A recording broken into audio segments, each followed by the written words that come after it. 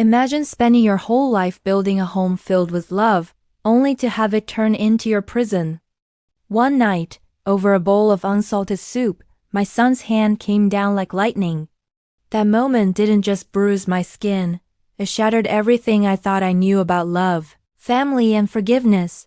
But here's the truth they never tell you about surviving abuse. It's not just about escaping someone's fists. It's about escaping their voice that keeps echoing in your head, telling you you're nothing. What happens when the woman who once cleaned her own blood off the kitchen floor decides she's had enough? This is the story of how I stopped being afraid and started fighting back. It started with something so small, so ordinary, that no one would have imagined it could tear a life apart. A simple bowl of vegetable soup. The night was quiet, the kind of quiet that hums with exhaustion after a long day. Monica Davis stood in her modest kitchen, the smell of herbs and steam clouding her glasses as she ladled the soup into a porcelain bowl. For a brief moment, she felt something close to peace. Her son, Ethan, would be home soon from work. The man she had once cradled in her arms, whose scraped knees she used to kiss, whose dreams she once carried like her own. The house, her home of 30 years, felt heavy with memories. Family photos lined the walls, smiling faces frozen in time, a cruel contrast to the tension that now lingered in every corner. She adjusted the napkin beside his plate, just as the sound of his car door slammed outside, sharp, impatient, like a warning shot. Monica straightened her back, brushed her apron, and whispered to herself, "Please, not tonight." Ethan entered like a storm in a tailored suit. The smell of his expensive cologne hit before his voice did. "Dinner ready?" he asked, not even looking at her, his eyes fixed on his phone. He sat down, loosened his tie, and took a spoonful of soup. Time seemed to stretch thin in that small kitchen, the soft hum of the refrigerator, the tick of the wall clock, her heartbeat echoing in her ears. Then came the sound, the metallic clang of the spoon hitting the bowl. "What the hell is this?" he barked. "It's bland. It has no salt." His voice carried that familiar edge, the one that froze her bones. "I'm sorry, Ethan, I must have," she started, but the apology didn't even leave her mouth before the bowl came flying toward her face. Hot liquid seared her cheek. Shards of porcelain burst across the floor. The impact knocked her backward, and for a split second, she thought she might faint. But she didn't. She just stood there shaking, soup dripping from her chin, her hands trembling like frightened birds. Her son's face twisted into something unrecognizable, eyes dark with fury, lips sneering as if her pain offended him. "You can't even cook," he spat. 40 years working for lawyers, and you still can't get a damn bowl of soup right. Her back hit the wall as he advanced.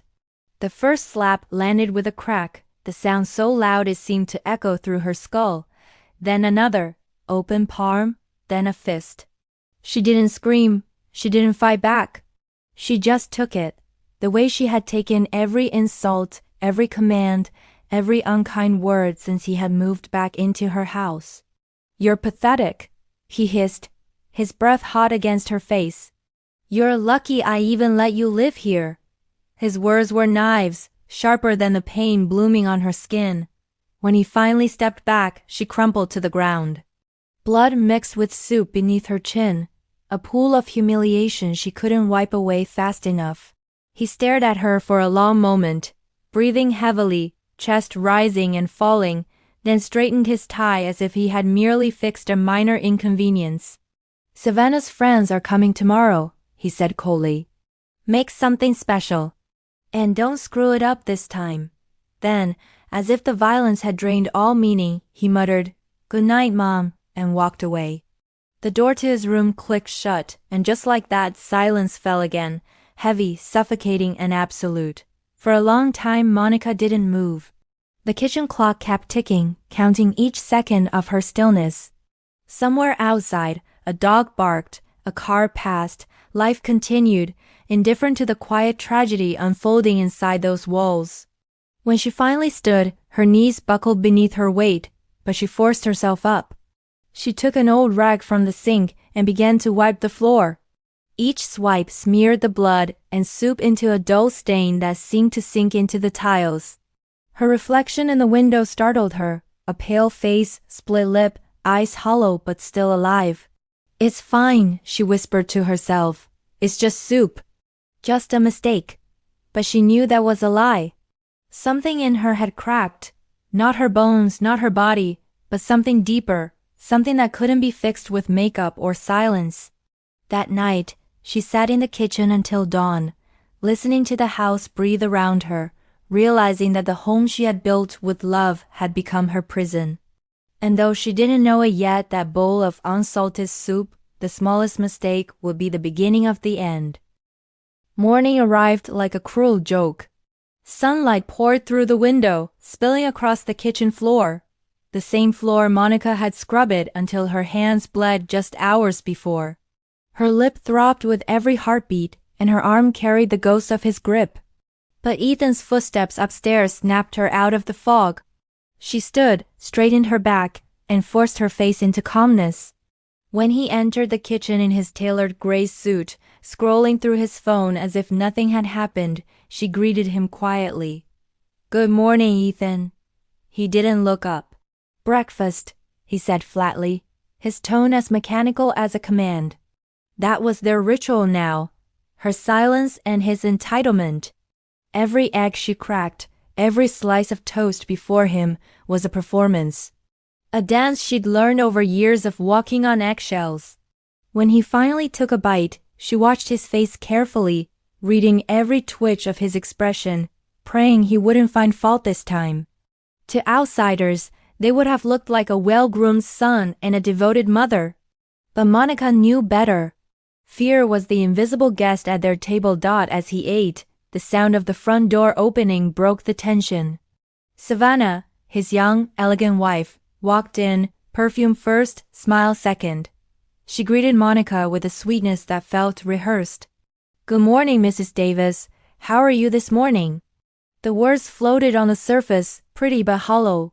Monica forced a smile. "I'm fine, dear," she lied, her lips stinging as she spoke. Savannah sat beside her husband, kissed him on the cheek, and praised the breakfast as if Monica were invisible. Their home had become a stage, and Monica was the unpaid housekeeper, the silent extra in their picture-perfect play. "You're so thoughtful, honey," Savannah said to Ethan. "Always taking care of your mom." Monica's breath caught in her throat. She wanted to laugh, to scream, to tell this woman what taking care really looked like. But she said nothing. She just nodded, clutching the edge of the counter to keep herself steady. Ethan smiled for Savannah's benefit, that same warm smile that turned to cruelty when no one else was watching. "See, Mom," he said. "I even got you some makeup, something to help cover those little scrapes from last night."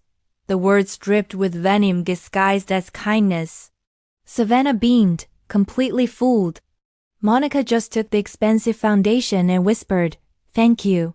When they left for work, the silence that filled the house felt heavier than before. Monica sat at the kitchen table, her body aching, her mind replaying every word, every insult, every bruise. It hadn't always been this way. She remembered a time when Ethan was gentle, when he would run into her arms after school and tell her about his day. But somewhere between the man he became and the boy he once was, something had broken. Maybe it was after his father left. Maybe it was after his first marriage failed. Or maybe it was something she had unknowingly built herself, a life spent giving him everything, shielding him from hardship, never letting him fail. "I created this," she whispered under her breath, though deep down she knew it wasn't that simple. Abuse doesn't grow overnight. It starts as impatience, then criticism, then control. Little by little, the person you love turns into someone you fear. And by the time you notice, you're already trapped. Her bruises weren't just on her skin. They lived in the silence, in the routine, in the way she flinched at the sound of footsteps. Fear had rewritten her entire existence. That afternoon, she wandered through the house she once called her sanctuary. Every room told a story. The family photos on the wall, Her proud smile at his graduation, his arm around her shoulder, now looked like mocking ghosts of a past that no longer existed.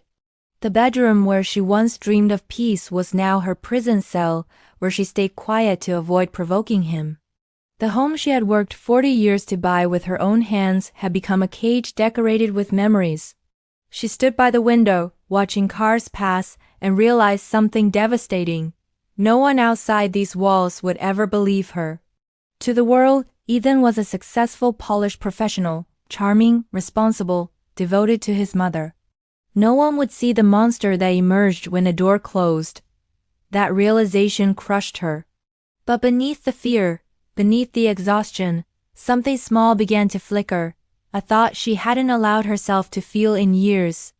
It wasn't hope yet. Hope was too far away. But it was the faintest whisper of defiance. A question she couldn't silence anymore. How long can I keep living like this? By the next morning, Monica had learned to move like a ghost in her own home. Quiet, cautious, and invisible. The house that once rang with laughter now echoed only with her own careful footsteps. Every morning was a performance she had perfected. The table set just so, the eggs cooked the exact way he liked them, the coffee poured black with no sugar. She no longer thought about what she liked, what she wanted. Her life existed in service of preventing the next explosion. Ethan sat at the table in his usual suit, scrolling through his phone, his face illuminated by the cold blue light of the screen. He didn't greet her. He didn't have to. His silence was command enough. When he finally looked up, his eyes scanned her face, not with concern, but with scrutiny, checking if her makeup had hidden the bruises properly. "Better," he muttered. "You almost look normal." Monica's stomach twisted. It was strange how even cruelty, when repeated enough, began to sound like routine. He didn't see her anymore, only a reflection of his control, the servant who fed him, the shadow that cleaned up after his temper. The sharp click of heels broke the silence. Savannah entered, radiant in a soft yellow dress, her perfume trailing behind her like an announcement. She looked every bit the picture-perfect wife, graceful, composed, smiling. "Good morning, Mrs. Davis," she said in that honeyed tone she reserved for public civility. "You're up early again. You never rest, do you?" Monica forced a polite smile. "Old habits," she murmured. "When you've spent 40 years working for lawyers, it's hard to sleep in." Savannah chuckled politely, not catching the weight behind those words. She poured herself a coffee, then leaned over and kissed Ethan's cheek, a small gesture that made Monica's chest tighten. Not with jealousy, but with heartbreak, because Savannah didn't know. She didn't see the monster she shared a bed with. Or maybe Monica thought bitterly she chose not to. "Mom," Ethan said suddenly, glancing up from his phone. "Savannah's friends are coming over for lunch tomorrow. I want the house spotless. And make something elegant. She's used to fine things." Monica nodded automatically, the response of someone long conditioned to obedience. "Yes, of course." He didn't say thank you. He never did that. As Savannah busied herself with lipstick in a compact mirror, Monica studied her carefully. The younger woman's smile seemed flawless, but her hands told another story. The way her fingers trembled slightly when she lifted the coffee cup, the way her eyes darted toward Ethan before speaking. Monica saw it then, what she hadn't wanted to believe. Savannah was afraid too. Maybe not of fists, not yet, but of words, of the kind of control that wrapped around you like invisible chains. "You've got a little something," Savannah said, pointing gently toward Monica's collar. The bruise peeked through the makeup, a dark reminder of last night's violence. For a moment, their eyes met. Savannah hesitated. The smile faltered, just for a heartbeat. "Never mind," she said softly, looking away. That silence between them, heavy and unspoken, said everything. Two women living under the same roof, bound by fear of the same man. One older, broken by years of endurance. The other younger, trapped in the early stages of denial. Different roles in the same tragedy. And neither dared to call it what it was. When they left for work, Monica exhaled, her hands trembling as she cleared the dishes. She caught her reflection in the window, a faint bruise beneath the makeup, eyes hollow but alive. Better, she whispered to herself, mimicking his cruel tone. Almost normal. But inside something was changing. The silence that had once protected her was beginning to suffocate her. Each morning she survived felt less like living and more like waiting for him to snap again. Waiting for the next insult, the next bruise, the next threat. And yet, beneath all that fear, a question kept whispering louder. What if I stopped pretending? What if one morning she simply didn't cook breakfast? Didn't hide the bruises? Didn't smile? The thought frightened her, but it also thrilled her. Because for the first time in years, the idea of rebellion didn't sound like death. It sounded like freedom. And that faint, trembling thought would soon be the spark that changed everything. The day Savannah's friends were scheduled to visit began with the same gray dawn that had accompanied every morning in Monica's house, silent, cold, predictable. She woke before the sun, her body aching from the stiffness of fear. There was no alarm anymore. Her body had learned its own, the clock of survival. She cleaned the house like a woman possessed, every sweep of the broom not just an act of order but of distraction. It kept her from thinking, from remembering. The table had to shine, the kitchen had to smell clean, the air itself had to feel safe. Ethan's words from the night before echoed in her head like a curse. If you embarrass me, you'll regret it. She replayed them every few minutes, her heart tightening each time. But as she dusted the windowsill, her eyes caught a flicker of movement outside, a familiar figure from the house next door. Clarice, her neighbor. 60-something, with kind eyes and a sort of warmth that could soften even the hardest day. Clarice waved. Just a simple, gentle wave. But that small gesture hit Monica harder than any blow. It reminded her that somewhere, beyond these walls, there were still people capable of kindness. Later that morning, as Monica hurried through the grocery store aisles with her carefully folded list, she ran into Clarice again, this time face to face. Monica, dear! I haven't seen you in ages, Clarice said, smiling. Monica forced a polite laugh. Oh, busy with the house and everything. Clarice's smile softened. Her gaze lingered, just a second too long, on Monica's lip. Swollen, even under layers of expensive makeup. Did you hurt yourself? She asked gently. Monica froze. For a moment she considered lying, but the lie came out by instinct. Oh, I'm just clumsy, she said quickly. Bumped into the cupboard door. Clarice nodded, but her eyes said she didn't believe it. Well, if you ever need anything, she said softly, touching Monica's arm, you know where I live. It was such a simple sentence, but it cut through Monica's chest like light through fog. If you ever need anything. When was the last time someone had said that to her without an ulterior motive? She wanted to cry, to confess everything right there in the middle of the store. But Ethan's warning echoed again in her mind. If you tell anyone what happens here, you'll regret it.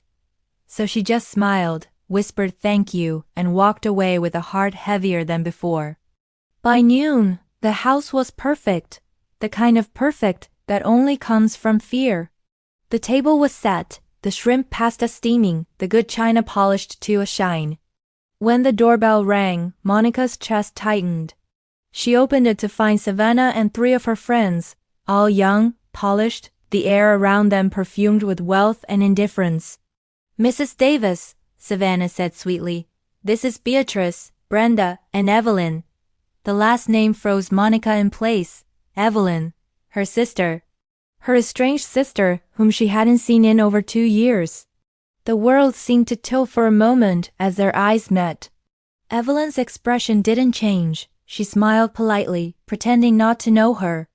It's a pleasure to meet you, Mrs. Davis, she said, her voice steady, but her eyes, those sharp, familiar eyes, searched Monica's face like a secret code.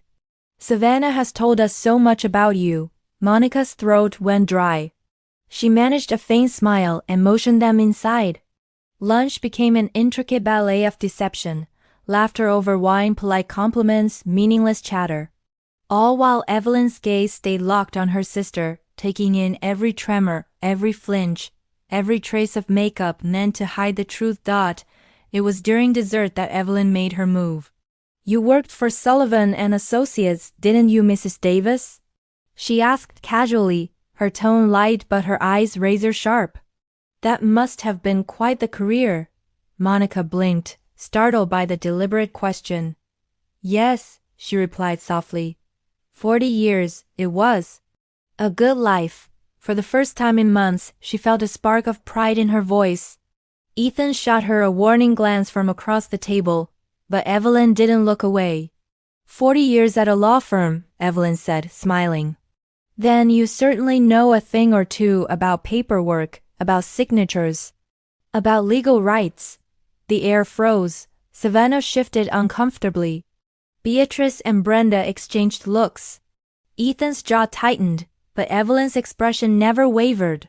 She wasn't just visiting for lunch, she was signaling her sister, telling her she wasn't blind, that she had noticed, that she was there. When the guests finally left, Evelyn was the last to step out. She shook Monica's hand firmly, her grip lingering. "It was lovely to meet you, Mrs. Davis," she said loudly enough for Ethan to hear. Then, in a whisper only Monica caught, she added, "We'll see each other soon." For the first time in years, Monica felt something that almost scared her as much as Ethan did: hope. A fragile, trembling kind of hope, but hope nonetheless. The house was finally quiet again. The clinking glasses, polite laughter, and Savannah's sweet but empty compliments had all faded into echoes. Monica stood in the dining room surrounded by half-empty wine glasses and plates with scraps of shrimp pasta, her hands trembling from exhaustion. It wasn't just the physical work, it was the constant strain of pretending. Pretending to smile, pretending not to hurt, pretending not to be terrified of her own son. When the last guest had left and the front door clicked shut, Ethan's voice cut through the silence. "You did well," he said coldly. "For once, you didn't embarrass me." The words landed like stones, heavy and sharp. Monica didn't answer. She just nodded, collected plates, and moved back to the kitchen. But as she rinsed a glass under the warm water, something inside her shifted, something small but undeniable. Evelyn had seen her. Evelyn knew. The faint spark of that realization burned quietly in her chest. Maybe, she thought, maybe she wasn't as alone as he wanted her to believe. She was still lost in that fragile thought when the phone rang. The sound startled her so much she nearly dropped the glass. The caller ID displayed an unfamiliar number. For a moment she hesitated. Then, with trembling fingers, she picked up double quotes, "Mrs. Davis?" A man's voice asked. "This is Adrian Castillo, the accountant from Northern Business Corporation, your son Ethan's company. I'm sorry to call you unexpectedly, but we need to speak with you urgently about some irregularities in the accounts." Monica's stomach dropped. "Irregularities?" she repeated, her voice shaking. "I'm afraid I don't understand. It's better if we speak in person," the man replied. "Could you come to our office today, around 3? Her heart pounded as she looked toward the stairs, afraid Ethan might hear. "Yes," she whispered. "I'll be there." When the call ended, she stood frozen in the kitchen, her mind spinning.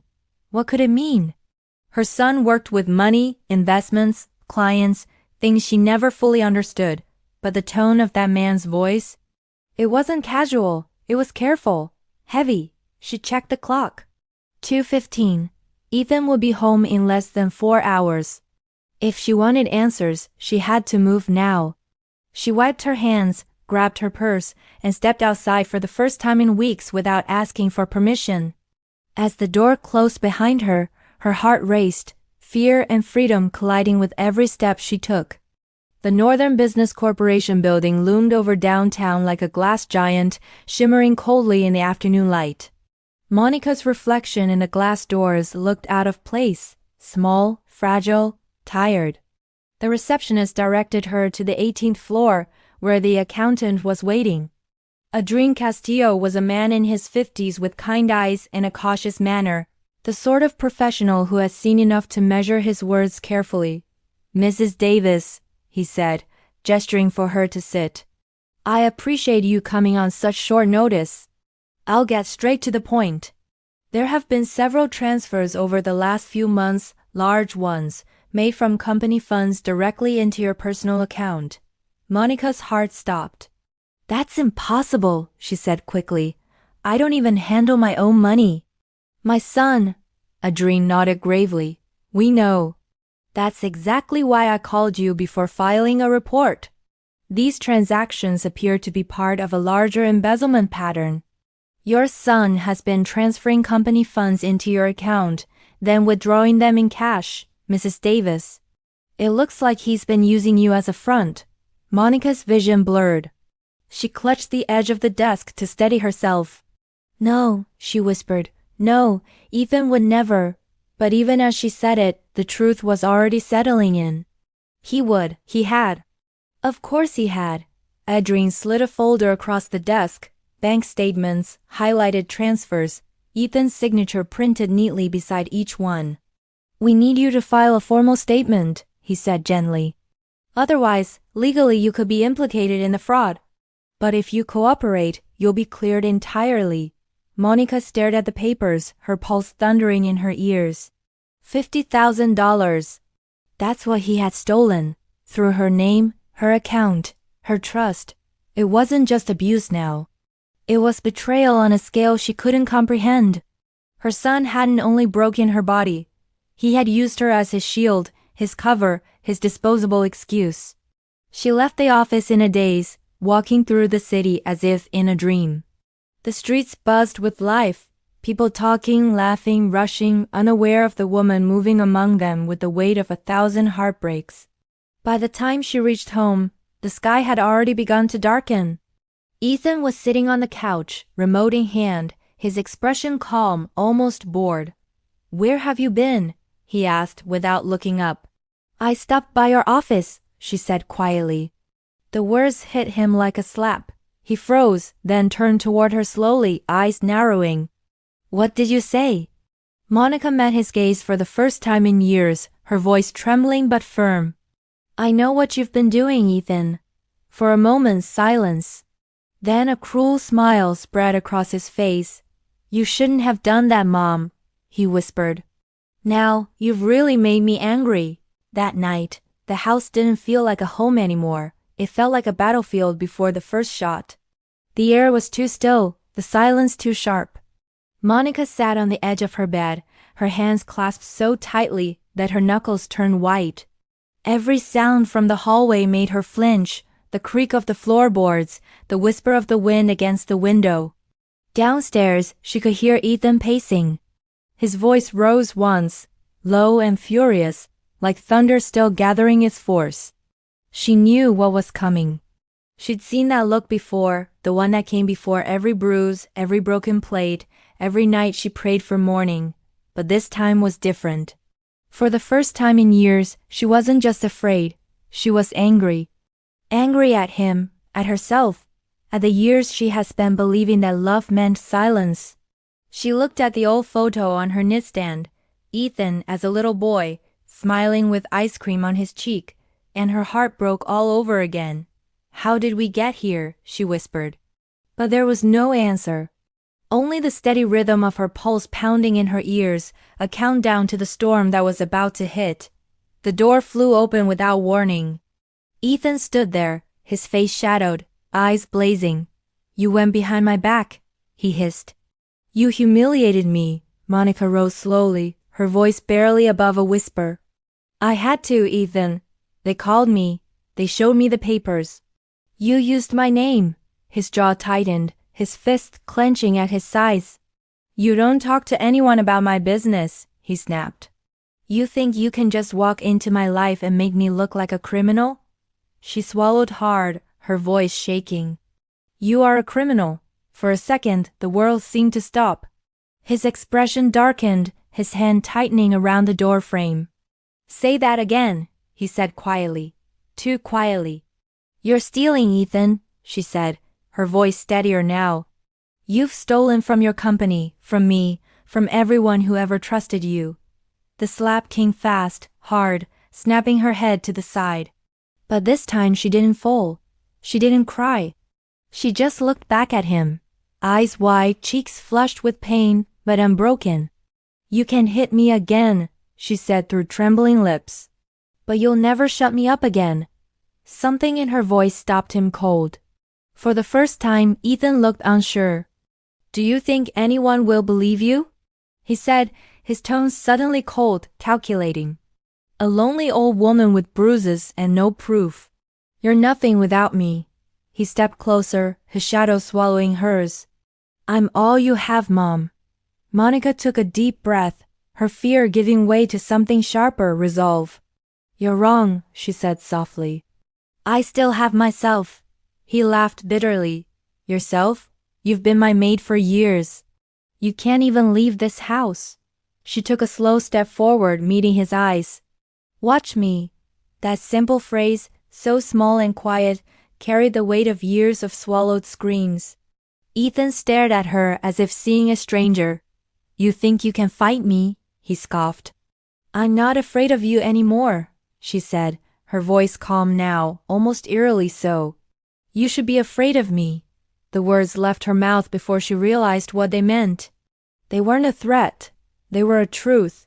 Because something in her had finally broken, not in despair, but in defiance. The fear that had chained her for so long had cracked open, and beneath it was fire. Ethan's rage boiled over. He grabbed her arm, yanking her toward him, but this time Monica didn't flinch. She reached for the closest thing she could find, a heavy glass vase from the table, and swung. The crash was deafening. Glass shattered, flowers scattered, blood trickled down his forehead as he stumbled back, stunned. Monica stood there, shaking, the broken vase still in her hand, her breath ragged. Don't touch me again, she said, her voice low but fierce. For the first time, he didn't move toward her. He just stared, eyes wide with disbelief. Then, wordlessly, he turned and stormed out of the room, slamming the door behind him. Monica sank to the floor, tears spilling freely now, not from fear but from something else, relief. For the first time in years, she had fought back. The silence that followed wasn't suffocating anymore. It was freedom, fragile, trembling, but real. And though she didn't know what tomorrow would bring, one thing was certain. She had crossed a line she could never return from. The breaking point had come and gone, and in its place stood a woman reborn. Morning crept in through the curtains like an unwelcome witness. Monica hadn't slept at all. Her body ached from the confrontation, but her mind was sharper than it had been in years. Ethan had left the house early, no words, no breakfast, just the sound of his car roaring out of the driveway. She sat at the kitchen table with a cup of coffee gone cold, staring at the dented vase lying in the trash. The memory of last night flickered behind her eyes, his stunned face, her trembling hands, the sound of glass exploding like freedom, but freedom needed proof.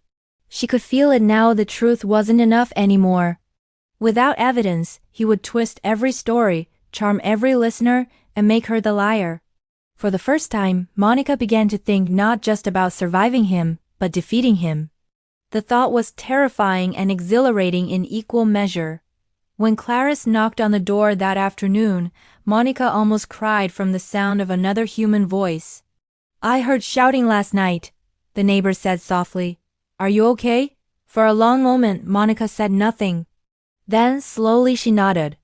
No, she whispered, but I'm trying to be. Clarice stepped inside, looked around, and lowered her voice. If you ever need to record what's happening, I might be able to help. From her bag she pulled out a small black box, a nanny cam no bigger than a bar of soap. It's from my daughter's old place. Works fine. You just plug it in and let it run. Monica's breath caught. You do that for me? Clarice squeezed her hand. No one should have to live afraid. The words cracked something open inside Monica. Trust. Together they found the perfect spot. The corner of the bookshelf in the living room, facing the kitchen and hallway. The camera's tiny red light blinked once, then went still. For the first time in months, Monica felt like the house itself might finally start telling the truth. That evening, Ethan came home in one of his foul moods, slamming doors, muttering under his breath about ungrateful clients. Monica kept her distance, every nerve taut, but her eyes flicked once toward the bookshelf. The camera was silent, patient, watching. When he began yelling about dinner, she said nothing. When he threw a glass against the wall, she didn't move. Inside, her heart pounded so loudly she was sure it would give her away. "You're useless," he shouted. "You'd be nothing without me." She didn't answer. She let the words hang in the air, poisonous and heavy, and for the first time she understood their value. Every insult, every gesture, every violent outburst was no longer just pain, it was evidence. When he finally stormed upstairs, she exhaled shakily and walked to the camera, whispering to herself, "You saw that. You saw everything." Days turned into weeks, and the recordings piled up hours of cruelty distilled into digital proof. Late one night, Monica sat with Clarice in her small living room, watching the footage on a laptop. Each scene was harder than the last. The shouting, the shoving, the insults that cut deeper than bruises. Clarice wiped her eyes. "This is enough," she said. "You can take this to the police." Monica nodded, tears slipping down her face. "I just needed to see it," she whispered. "To know I wasn't crazy." The next morning, as Ethan left for work, Monica packed the camera and the memory card into her purse. Her hands trembled, but her heart didn't. She locked the door behind her, feeling, for the first time, that she was walking towards something instead of running from it. The hidden camera had captured more than abuse. It had captured the exact moment Monica Davis stopped being a victim and started becoming her own witness. Monica sat in the police station's waiting area, the smell of burnt coffee and disinfectant pressing around her like a reminder of how far she'd come. The memory card felt impossibly small in her palm. How could something no bigger than a coin hold the entire story of her life? When the detective finally called her name, she rose on shaking legs but kept her chin high. "Take your time," he said as she handed over the footage. Together they watched pieces of her private nightmare unfold on the monitor. Ethan shouting, shoving, hurling objects, the rage in his face unmistakable. The detective didn't interrupt. He just scribbled notes, his jaw tightening with every new clip. "Mrs. Davis," he said quietly when it ended, "this is enough. We can help you." Those words, "we can help you," hit her harder than any blow ever had. Hours later, when she stepped outside with a protective order in hand, the sunlight felt foreign on her skin. For the first time in years, she didn't flinch at it. The officers came for Ethan 2 mornings later. Monica stood at the window, her breath fogging the glass, as 2 patrol cars pulled into the driveway. He opened the door, half-dressed, confusion twisting to fury the moment he saw the uniforms. "This is ridiculous," he barked. "You can't just—" One officer interrupted him calmly. "Ethan Davis, you're under arrest for assault and domestic battery." The click of the handcuffs was louder than thunder. Monica thought she'd feel triumphant, but what she felt was older, deeper, a kind of exhausted release. She didn't gloat. She didn't cry. She simply watched the man who had ruled her house dragged out of it in silence. Savannah stood in the hallway, pale and trembling, clutching a suitcase. When Ethan turned his glare toward her, she whispered, "I'm leaving too."